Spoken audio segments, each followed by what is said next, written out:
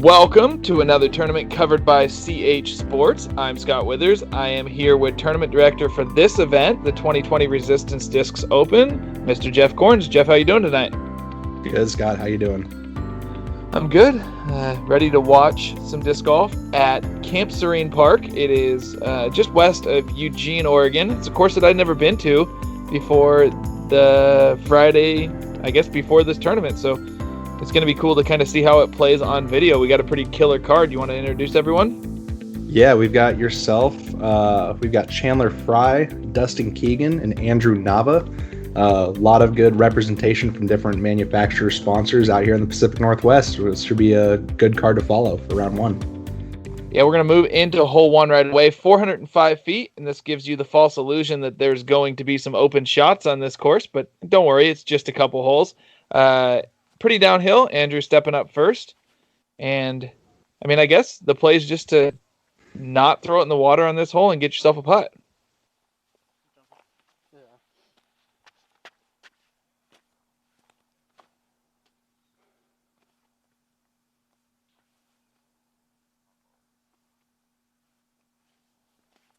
Yeah, Chandler throwing a force. He showed me how cool of a die it had on it. One of his buddies just did a custom thing, and then he doesn't get to see it anymore. No, it's going to be a while until James fishes that one out. That one's a little deep in the water. I thought it might get over the water. I hadn't been here before. I didn't know if it was possible or not, but Dustin... It is possible. Dustin going to attempt to throw it considerably left of where Chandler just did. I'm assuming he's throwing FD3 or something similar down the hill here. Yeah, he's going, I think this is his C-line FD2. He's just going pretty straight to slightly stable fairway, just putting it in play, and this looks like a really good line. Yeah, he was a little tight on the right side, may have even caught a leaf, but it didn't knock any of the speed off it, and it gets to the edge of the circle. I am throwing FD3 here. I want to start it directly at the water because this thing's not going to go right. And comes out of the hand a little early. First throw, I mean, I guess just kind of playing it safe, but that's 40 to 45 feet, and it's farther away than I would like to be on this hole. Yeah, Chandler's got pretty much the only obstruction on this hole besides the poles close to the basket. He's in these bushes trying to get up and down, and he should be able to get up and down from there. Yeah, it's going to be a disappointing 4 to start, but Andrew lining up about a 60-footer here. His drive was really safe, never had a chance to be in trouble, but I would say it also didn't have a great chance to make birdie, although he gives it a pretty good bid. Yeah, I can't complain. You're about, what do you think, 45 feet on this one? Yeah, probably. Low and on the left side, just like you like it. It can't spit out if it hits right there. No, but to start the round with a putt like that feels good. You would like to be closer, like I said, but at the end of the day, a birdie on the first hole when it's over 400 feet, there's some trouble. It's really cool to get. Yeah, 2 on the scorecard. Doesn't really matter how it gets there. Dustin from just outside the circle catches a lot of chains. It might have been just left at the pole, but looked like a putt that deserved to go in. Our camera angle's kind of funny from the side, but I think that one should stick more often than not. Chandler cleans up his bogey here, minimizing the damage. Yeah, Andrew, just tap in pars. So 3s for Dustin and Andrew, not bad. I am excited to get the 2 to start, and then Chandler a little disappointed with the 4, but we're immediately out of the open and into the woods, and this course goes from attack mode, I would say, to let's hit the gap mode and see what happens. Yeah, you're definitely wanting to be precise on your tee shots. Getting off the tee cleanly and getting 60 to 75% down the fairway is going to be really crucial to make sure you're not bogeying. But hole 2 is a gettable hole. It's 311 feet. It's a turnover shot that is hard to access with the forehand, but better played with the backhand if you can throw it. What are you doing on this one? I'm going C-line PD2. It's a brand new PD2 I just put in the bag. It's really overstable. This was my second time I'd ever thrown this hole, and like you were saying, the backhand probably plays a little better. I didn't know that at the time. I didn't realize that a forehand doesn't really actually get to this basket. You're either going to end up too straight and be about 50 feet like I am, or Andrew's lining up a forehand here that he puts a lot less power on, and it's going to get far enough right, but it's not going to go far enough to be inside the circle. Yeah, Dustin's line at the backhand here. I think this is an MD3 from him. You just want to get that backhand on a little bit of Anheuser, get the flex out, because the flex out is going to push the disc forward down the fairway a little bit more at the end and the finish. Yeah, I agree. Chandler, fairway driver, mid-range? Probably a mid-range.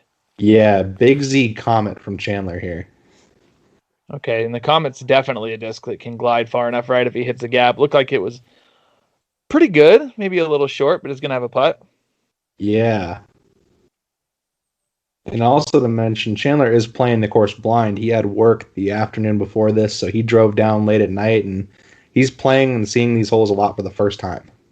Yeah, and his drive has got to be almost 6 hours, 5.5 hours to I get think down so. to Eugene. So long trip, blind. We did a lot of walking up to see where the baskets were, but I got about 50 feet again. I just made one of these on the previous hole, and I'm trying to kick the field goal in the trees, which to me felt a lot closer than they look on camera. Yeah, good run there. You're seeing you and Andrew here in those two spots we talked about pushing the gap a little bit too long and clipping some stuff, or Andrew getting right enough but not far enough to the basket. Yeah, and outside of our comfortable make range for both of us, Chandler's inside of his, maybe just outside the circle, but there's no difference for this guy between 20 feet and 40 feet the way he putts. Now Chandler spins him in smooth, and he'll get a nice birdie here to bounce back from hole one. Yeah, so bogey on 1, birdie on 2, no damage done. Be happy about that. I mean, especially when you have a little hiccup to start, the ability to bounce back right away is something that the top pros are going to be able to do, and you're going to be able to minimize those mistakes and come back from them when you have them. The rest of us all tapping in for par, and we leave this group at 1 under. That's better than most cards are going to do on this hole. Yeah, there's definitely a lot of chance to go early right and get in trouble or not pick up a birdie, so solid scores from the card for that hole. Yeah, you'll see common theme at Camp Serene. If you're on the fairway, you're going to have something. If you get off the fairway, you're in trouble because the rough gets thick real quickly. Yeah, moving on to hole 3 here, 271 feet. There's kind of two lines you're going to be able to take on this hole, just one big tree to miss in the center. You can go straight at the basket, or you can go to the right of the big tree. Chandler's opting to go right of the tree with a buzz, I believe, here. And he's just hanging it a little bit too straight. He's looking for some finish in that disc. I don't know. I would never try to go in the straight gap here. I think it takes like an absolutely perfect shot. I'm trying to go right gap 2, and I'm throwing a Rock X3. I chose the wrong disc, and it was just literally a matter of never having played this hole before. I can't throw that disc far enough on the angle that it needs to actually get to the basket here. Yeah, it's going to dump out a little bit too early on you. Andrew's going, I think, Rock 3 here. Really beat in one he's been throwing for a long time, and he's going to give himself just a look on about the edge of the circle, I think. Yeah, good shot by Andrew. This is a hard hole to park on the outside right line. I think it's really easy to get a putt from that line, especially if you get enough of your hand where you're looking, but it's not easy to throw inside that 20-foot circle. Yeah, I'd have to agree with you there. You can't really tell from here, but it does drop off behind the basket onto about a 25-foot platform. And then behind that, the river comes into play if you really do juice one back there. But yeah, on the putt that Chandler just had, it would never matter for you or I. We cannot put enough spin from there for it to matter, but yeah. Chandler can. It's a problem that's unique to him. Couple inches low for Dustin. Not a bad bid. Yeah, and I'm for the third straight hole between 40 and 50 feet from the basket. This is where that Rock X ended up, and I think that's about where it goes every time, and I'm struggling to get some footing as I wedged under a log, but trying to make the putt from here. And a little high, but laughing. Whenever you throw a straddle putt from 50 feet off the band, you just kind of smile and move on. I'm not Paul Macbeth when it comes to banging 50-footers. Andrew coming up just a little bit soft on this one. Had an opportunity to really score right there, and it's going to miss out on it. Chandler cleans up. Andrew snuck down that hill a little bit too, and we'll have 20 feet or so just to be able to tap in for the par. But we'll all take threes on this hole, which is a pretty common score, I would imagine. I know the more you play this course, this is probably becomes a hole that you want to birdie. But for those of us without a lot of rounds, which I guess Dustin would have quite a few as he lives pretty close to here, but the rest of us take our pars, move on to hole 4, and now we have a couple birdie holes coming up.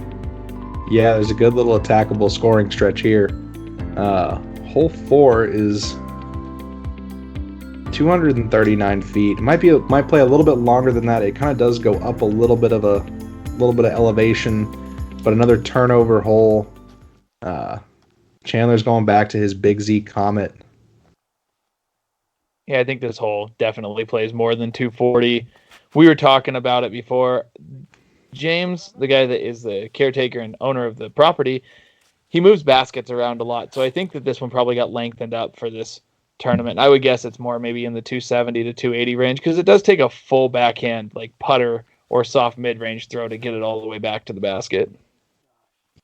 Yeah, this is definitely one of the newer, longer positions of holes out on the course. This one used to be pretty dead straight, but we're tucking it back farther right now, adding in a little more distance and length to the front 9 here.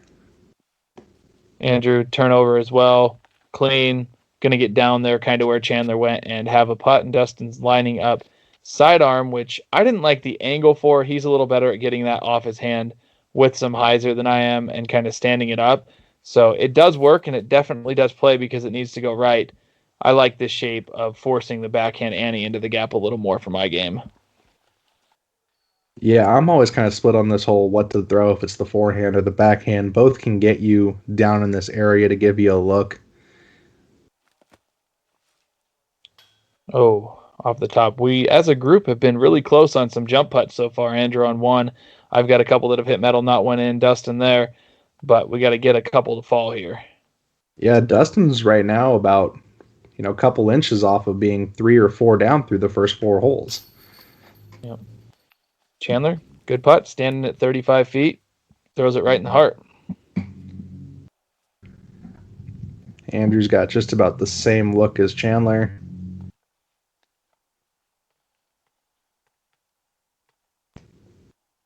This is kind of a cool camera view because you're going to get to see the disc just right in line the whole time.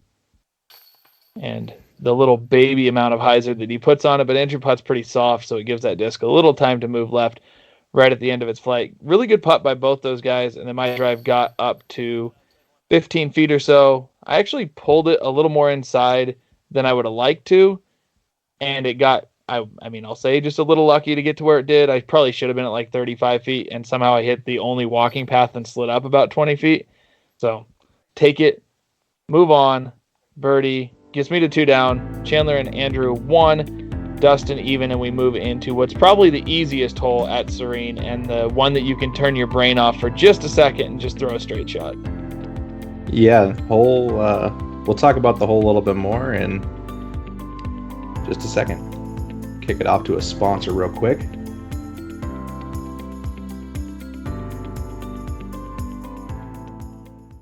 This video is brought to you by Resistance Discs. Head over to resistancediscs.com and use code CHSports at checkout to get free shipping on any order over $25. Thank you to resistancediscs.com, and let's get back to the video. All right, of course, thank you to Resistance Discs for sponsoring this tournament and this video, but hole 5, what we were talking about, the easiest hole on the property. The gap's fair, it's big, the hole's 280 feet, it's dead straight. We should all be able to put this inside the circle. There's no ferns either on the ground to really stop your disc from sliding up to the basket. It's a pretty routine shot for most MPO players. Chandler just pulls it a little bit right there. And I pull it a lot right there and have kicked into, I'm not going to say the worst spot because there's a river on the left or a creek on the left. You could potentially have a lost disc and be in a little bit of rough, but you might just be in Bogeyville. That was squarely in Bogeyville. I hope the camera can catch it, but it was in a tough spot. Nathan Ryan, I don't know if he was practice putting or urging Andrew's disc closer to the basket, but making the appearance on camera. And then Dustin lining up mid, I would assume. Maybe a I think sensei? he's going back to that sensei again. He throws out a lot out here. As he should. It goes dead straight. And that's pretty easy birdie look. So good shot by Dustin. This was confusing, to say the least. Colin, a pretty good job of showing how I have no chance to get back to the fairway. Anytime you're lining up a tomahawk on a second shot on a 278-foot hole, when you probably went almost half the distance in your drive, you know you're in trouble. Yeah, you've probably got a good 90 feet or so to even to get back to the fairway. And you almost got there. Yeah, almost results in the same score as if it hadn't got there. It's going to be an up and down attempt for bogey, and I'm pretty sure I reminded everyone that I will be the only MPO player to bogey this hole today. Yeah, that was definitely a funny comment on the card that you were going to be the only MPO player to bogey this hole. Yep. So, just a little gator up shot. Yep, the most trustworthy disc in the world, my Color Glow Gator. If I have that thing in my hand, I'm very comfortable, kind of from anywhere. Andrew, good drive, edge of the circle, and putter heating up a little bit. Yeah, 2 good putts in a row. Dustin's got a pretty easy look here and converts the birdie. Yep, right in the heart. Perfect height, perfect speed, perfect line. And he executed that hole better than the rest of us, threw it directly where it was supposed to be thrown. So, well played hole there. And we quickly have, I'll say we're out of the birdie stretch. I guess we have hole 7's kind of a birdie hole, but hole 6, not as much as we move past 5. And now you can see 3 of us at 1 down, Andrew at 2 down, and we get to a hole that you can birdie, but you can also bury yourself in some trouble. Yeah, I've seen large numbers come up on hole number 6. It's a pretty straight tunnel, about 280 feet to carry the tunnel, and then you're going to want to swing left at the end. It's really hard to park this hole because it is on a little bit of an elevated berm with some ferns on it, so your disc kind of gets stopped at the end, but most players are going to go in fairway or mid-range here, just trying to hit this gap and swing left. Andrew, I believe, threw a cheetah there. He carries a couple discs that I would say, I'll say normal players, they're the unorthodox molds, yeah. Don't carry, yeah. I can't really judge. I carry a Gazelle, which is very similar to what he's throwing with the cheetah. The rest of us probably going with mid-ranges here. I would guess Dustin straightens his out and ends up where you don't want to go.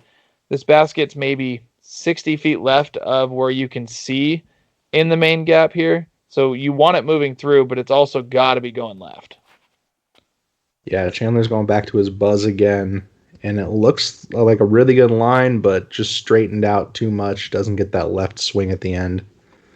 I feel like a new stable buzz would be a really good play on this hole because it will gradually do the left turn, where the Rock X3 that I'm throwing here, I got to throw it hard to get it there. It's going to go straight, and then it's going to dump, but it's kind of got to break at the exact right time to get inside these trees. Yeah, for me, this hole, I normally try to really smooth a stalker down there, just something that's going to go straight, and then get that left swing and easy glide. Dustin's got a tough scramble by the looks of this. He's probably only 70 feet from the basket, if that, and gets up and down from a weird spot. We'll call it a putter forehand roller, but I think it was thrown so soft the idea was just to flop it down. He threw FD3. I actually asked him about it because he was going back and forth between, I think, a tactic and an FD3, trying to figure out if he wanted to air it out or roll it, but a weird spot and definitely a sketchy place to be on a hole you don't really want to bogey. Andrew, another edge of the circle putt, and this is for 3 in a row. There you go, Andrew. He's really heating up now after some putts that he was drawing metal on.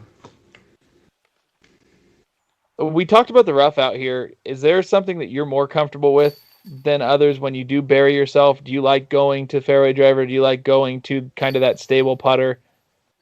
For me, I really lean on my zones a lot. I'm really comfortable throwing those forehand approaches just from an ultimate frisbee background. Forehand's, a real go-to for me. And I feel like I can do a lot of stuff with the zone, and from touring with Adam Hammis, like the way he scrambles with the zone and then also throws him off the tee almost 300 plus feet on a forehand, I've really learned to do a lot of stuff with my zone.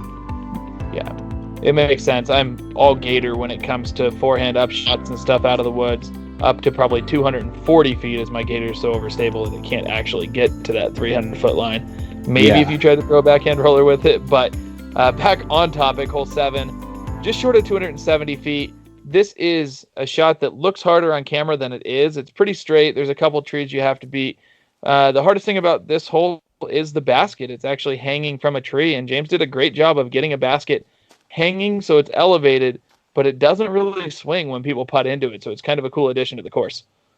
Yeah, definitely people that have a basket that are thinking about hanging a basket somehow. James just took the pole the basket normally sits in and flipped it upside down. So you'll notice that there's a large pole that's normally in the ground hanging above the basket. And that's how he secured it. I don't know if that's the key to, not having it on a chain that moves and just having it on a pole that moves, but it works well. Usually when you see hanging baskets, they're probably not Pro 28s that are 100 pounds or whatever they weigh too. They're probably a little lighter quality baskets. This thing's so heavy, maybe that contributes to it. This hole, it could be.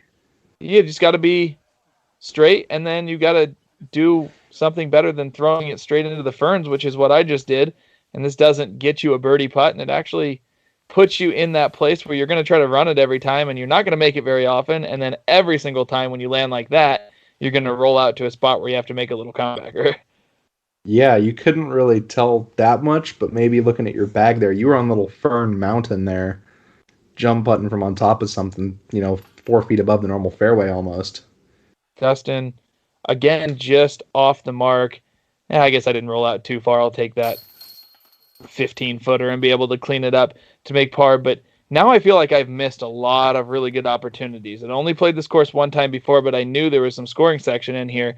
Didn't get them. Dustin's probably feeling the same way right now because the fun ends, and now we get into a couple brutal holes back-to-back.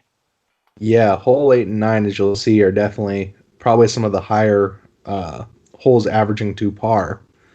Yep. Chandler converts a good birdie here, and Andrew should be even closer than that, just a little bit. Yeah, I come from a bowling background. You know what they call 4 in a row in bowling? Oh, I can't remember. Hit me with it. The ham bone. The ham bone. Yep. Andrew with the ham bone. 3 in a row is the turkey. 4 in a row is the ham bone. So Andrew putting the first ham bone on the card for the day. Heck yeah, I'm going to start using that one for sure. Well, hopefully, I don't know if you got a term for 5 in a row, but I hope Andrew has an opportunity to convert that on the next hole. Yeah, I don't know what they call 5 in a row. I know 6 in a row is the 6-pack, but well, let's hopefully Andrew can get number 5 here. This is a pretty tough hole. You're going to see 2 lines that we will take on it. The most common play is going to be a flex forehand. The more pure gap is a backhand through this arch that you can kind of tell what it is. But I feel like it's really the only way you're going to throw backhand on this hole is if you're trying to go under that tree that has ivy on it that's kind of bent across the fairway. Yeah, it's actually 2 trees that I think were slightly tamed together to join into, one arch. But again, this, as we said, the course has grown over time and been lengthened.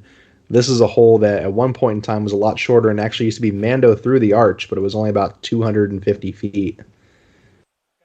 Yeah, you can't really Mando it where this basket's playing at right now. It's 366, which is probably pretty true to what the distance actually is on this hole. Dustin lining up the flex forehand as well. Chandler actually went for the low backhand.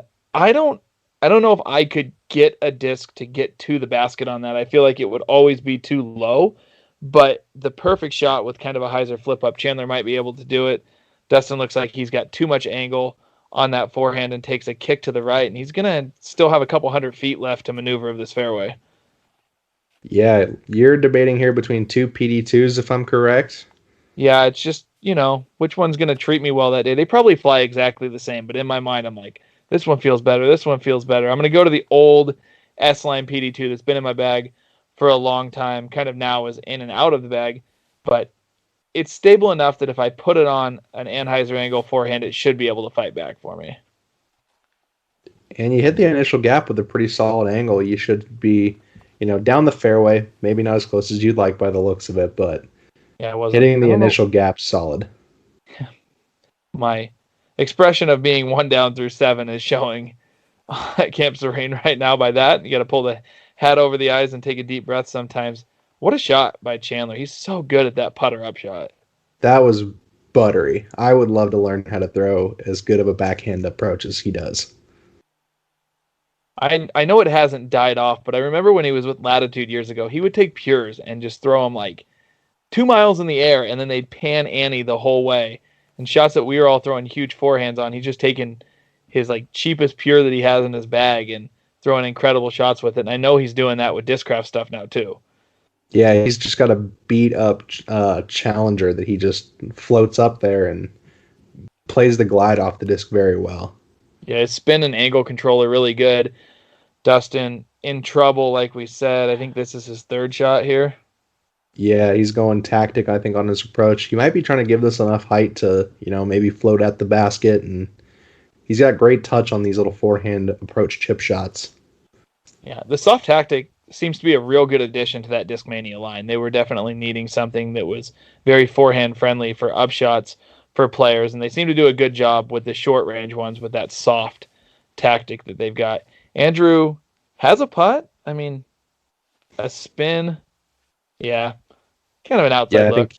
I think he was looking at that fern branch right in front of his hand if that was going to get in his swing if he pitched it like he normally does. Ooh. Dustin with a good cleanup for his bogey. That one got a little bit away from him on the approach. Those can be round savers.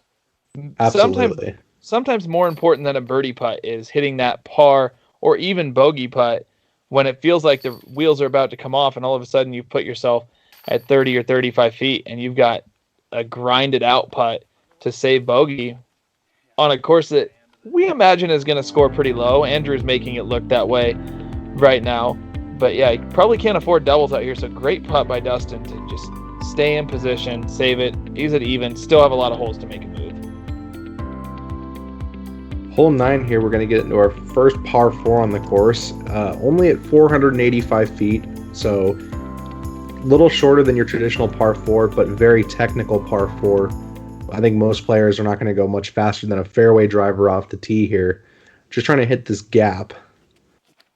Yeah, this was your sick idea to make it harder for us and combine 2 holes here on the normal Camp Serene course. So the first thing we need to do is just throw it straight and essentially as far as we can. You can throw it out the back. I don't think anyone's worried about actually throwing it too far. Fairway drivers or fast mid-ranges. And great shot by Chandler there. He's going to put himself in position to be able to make a birdie. Yeah, you can actually kind of see me in the distance there. I'm standing in what I think is the gap that I normally aim for. If you can just throw something straight, get maybe a little drift on it to the right, you'll land in the fairway of actually, so this is a combined hole. You're landing in the fairway of regular hole 10 on this course. And from there, where I'm standing, you have an easy up and down approach to the basket. I threw a chariot. Not sure what Dustin's going with. Maybe that FD2 or something similar again. You could see immediately after I throw, I'm just like, I finally hit a gap. This might be the first time since, I don't know, might be the first time since hole 2 at least. And then just fingers crossed, like don't hit a branch and get shot down to a bad spot. All 3 of us ended up decent. Andrew, not far enough. And as a result, I don't know if there was a way that he could have actually got that forehand around the corner and up the hill.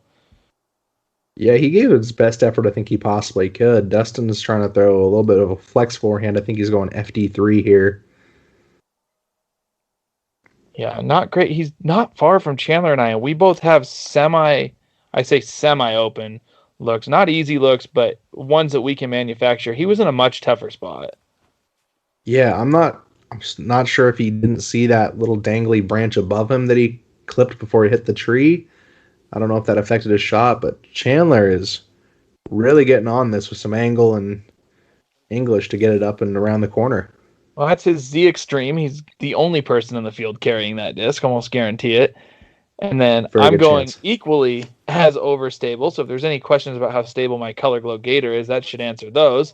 Can throw it on that angle and still have it come out to the right. But those were 2 good shots, and we have very makeable birdie putts on a hole that probably didn't score under par for the MPO field.